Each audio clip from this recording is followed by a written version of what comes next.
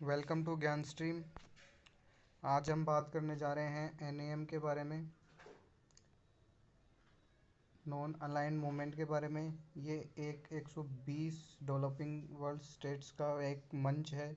120 developing countries और developed countries के अंदर इंक्लूडेड है। उनका एक मंच है, एक ऑर्गेनाइजेशन है जो कि किसी भी मेजर पावर जो कंट्रीज़ हैं, मेजर वर्ल्ड की जो मेजर पावरफुल कंट्रीज़ हैं, उनके साथ और उनके अगेंस्ट किसी भी तरीके का झुकाव, अलाइनमेंट रखने का विरोध करती है। जो कि किसी भी पर्टिकुलर कंट्री के साथ में अलाइनमेंट का ये विरोध करती है, ये नहीं रखती है।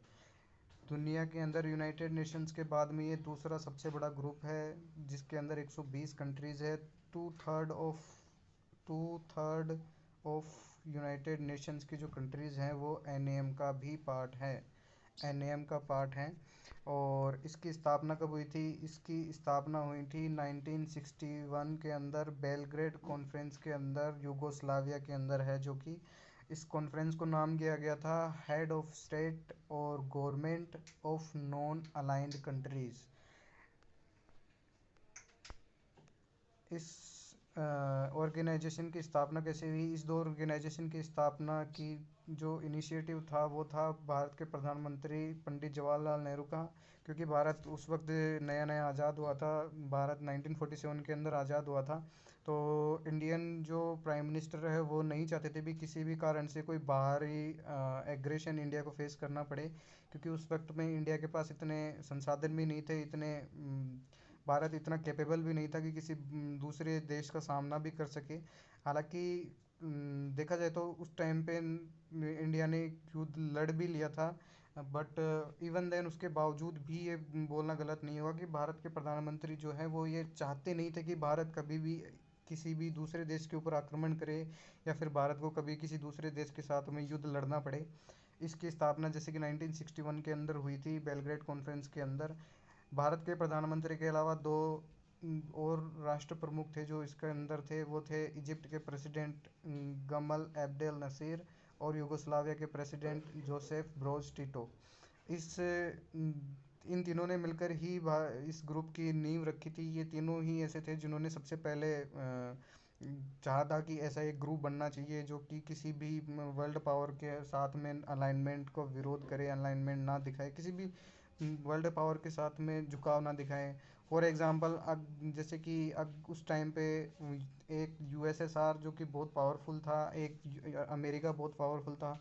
तो अमेरिका के साथ देने का अर्थ होता था कि यूएसएसआर के विरोध में होना, यूएसएसआर का साथ देने का अर्थ होता था कि अमेरिका के विरोध में होना।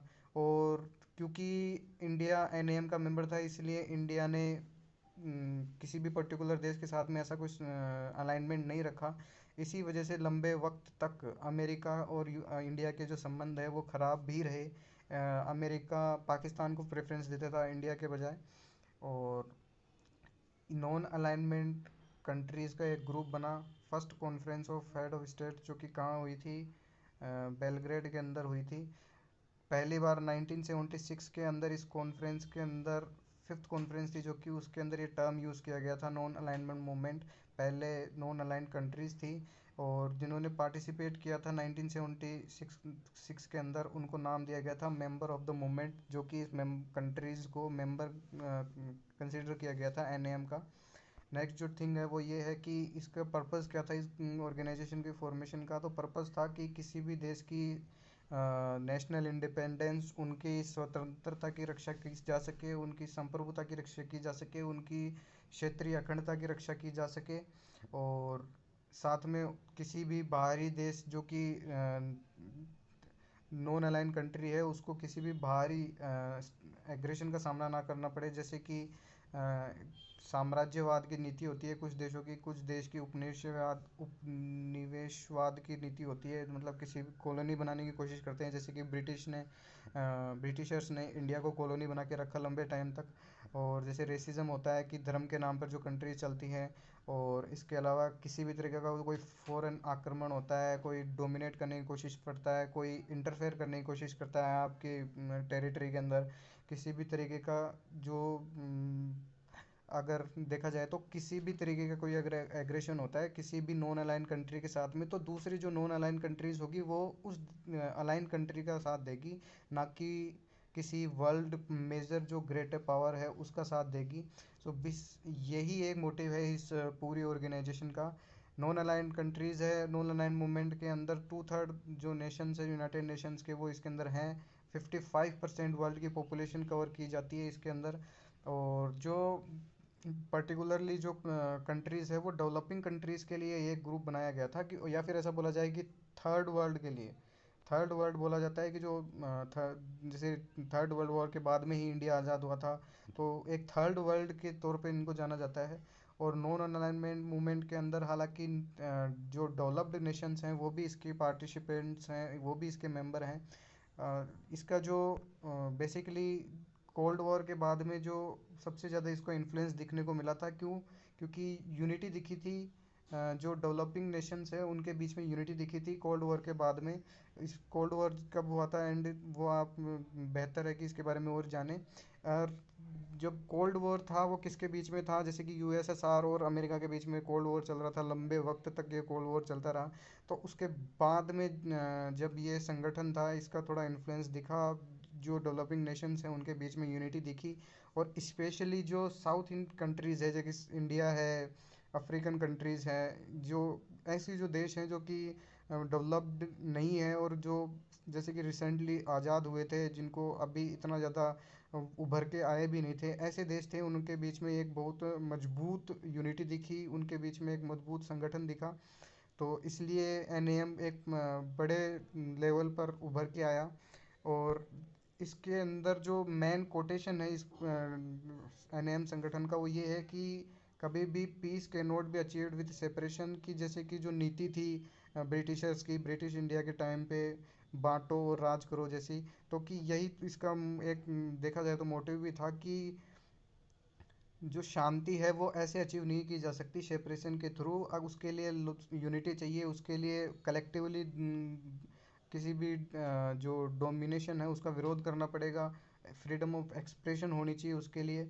सो बेसिकली ये जो कुछ मेन पॉइंट्स थे जिन जो इनका कोटेशन है उसके अंदर, कि piece can not be achieved with separation but with the aspiration towards collectively, मतलब एक संगठन के तौर पर security in global terms and expression of freedom.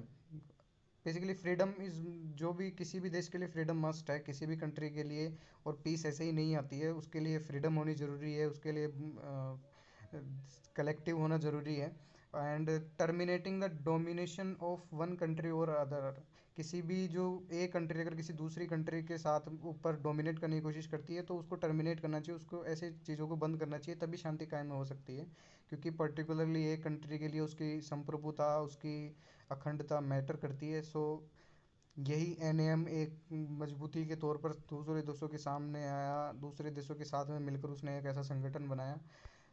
अब बात करते हैं कि पंचशील क्या है। पंचशील बेसिकली 5 प्रिंसिपल्स हैं जो कि एनएएम के मस्ट जो चीज़ें हैं जिनके ऊपर एनएएम बेस्ड है, वो पंचशील है। पंचशील समझौता बहुत बार आपने सुना भी होगा पंचशील के बारे में। सो आज हम बात करते हैं कि पंचशील है क्या।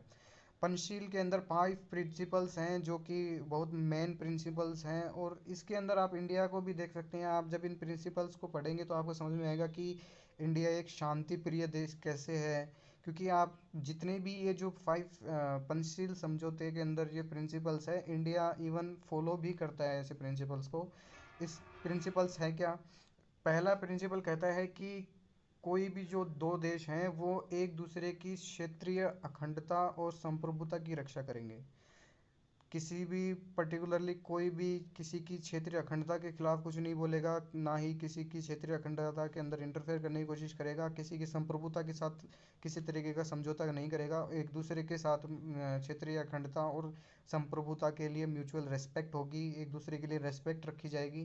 किसी भी तरीके का एक दूसरे के प्रति एग्रेशन नहीं होगा, एक दूसरे के खिलाफ किसी भी तरीके का विरोध नहीं होगा कि हाँ ये ऐसा वैसा, किसी भी तरीके से एग्रेशन नहीं दिखाया जाएगा। तीसरा जो पॉइंट है, प्रिंसिपल है, वो ये कहता है कि एक दूसरे के डोमेस्टिक अफेयर्स के अंदर इंटरफेयर नहीं किया जाएगा। एक दूसरे के जो घरेलू मामले हैं, किसी भी तरीके के घरेलू मामले हैं, जैसे कि कश्मीर हमारा घरेलू मामला है, तो उनके अंदर कोई भी जो बाहरी देश है वो, या फिर कोई नॉन अलाइन मेंबर जो कंट्री है, वो इसके अंदर हस्तक्षेप नहीं करेगा। थर्ड जो फोर्थ जो प्रिंसिपल है वो कहता है कि एक दूसरे के लिए इक्वलिटी एंड म्यूचुअल बेनिफिट्स होंगे। जैसे कि ट्रेड के अंदर या फिर कोई व्यापार वगैरह होता है तो उसके अंदर है ना एक दूसरे के बेनिफिट्स का ध्यान रखा जाएगा, इक्वलिटी रखी जाएगी। ऐसा नहीं कि पर्टिकुलरली कोई एक देश है वो ज़्यादा बेनिफिट ले रहा है या फिर एक दूसरा देश है उसको कुछ नहीं मिल रहा है। तो बेसिकली एक दूसरे के लिए साथ में म्यूचुअल बेनिफिट्स रखे जाएंगे। पीसफुल कोएग्जिस्टेंस, जो कि हम हमेशा से कहते आए हैं कि भारत हमेशा से बड़े बड़े मंचों पे ये चीज़ दोहराता है कि भारत एक शांति प्रिय देश है। और भारत को बेसिकली दुनिया के अंदर शांति ही चाहिए, शांति दूत भी बोल सकते हैं हम पूरे भारत को एक तरीके से।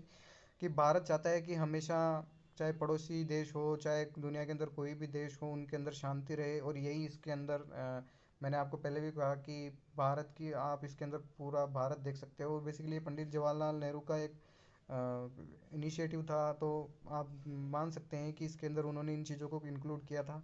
और उनको हम आज भी फॉलो करते हैं। भारत ने कभी भी किसी दूसरे देश के साथ में अग्रेशन नहीं रखा, किसी की अखंडता के साथ में या फिर संप्रभुता के साथ में कभी भारत ने इंटरफेयर करने की कोशिश नहीं की। तो जो डोमेस्टिक अफेयर्स होते हैं, भारत कभी भी उनके बारे में हस्तक्षेप नहीं करता, कभी भी बोलने की कोशिश नहीं करता।